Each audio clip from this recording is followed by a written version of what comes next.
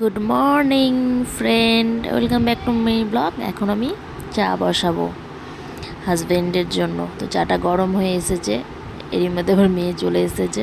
তো মেয়ের video clip নিচ্ছিলাম, থেকে মেয়ে লজ্জা পেয়ে চলে গেল। ও খুব লজ্জা পায় জানো তো। আমার চা হয়ে এসেছে, এখন চাটা ছেঁকে আমি আমার হাজব্যান্ডকে দিতে যাব। আমার চা ছাকা হয়ে গেল।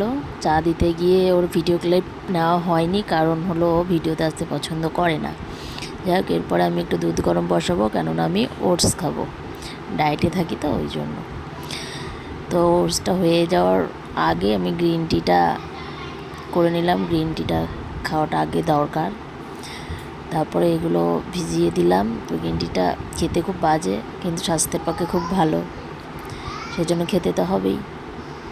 তো মেয়ে পড়ছিল, ছেলে এখনও ঘুমের থেকে ওঠেনি। ঘুম থেকে ওঠার আগে আমি বিছানাটা গুছিয়ে নিলাম, এদিকে জানলাটা খুলে দিলাম। বেশ ওয়েদারটা ভালোই ছিল, ঠান্ডা ঠান্ডা, ভালোই লাগছিল। এরই মধ্যে আমার ছেলে উঠে গেছে, ভিডিও নিচে দিকে দেখো ফ্রেন্ড, ও হাসাহাসি করছে। তো আমার ঘরের কাজ কমপ্লিট, ছেলেকে খেতে দিলাম মর্নিংয়ে দুধ বিস্কুট, খেয়ে দিয়ে এটা আমার সকালে ব্রেকফাস্ট।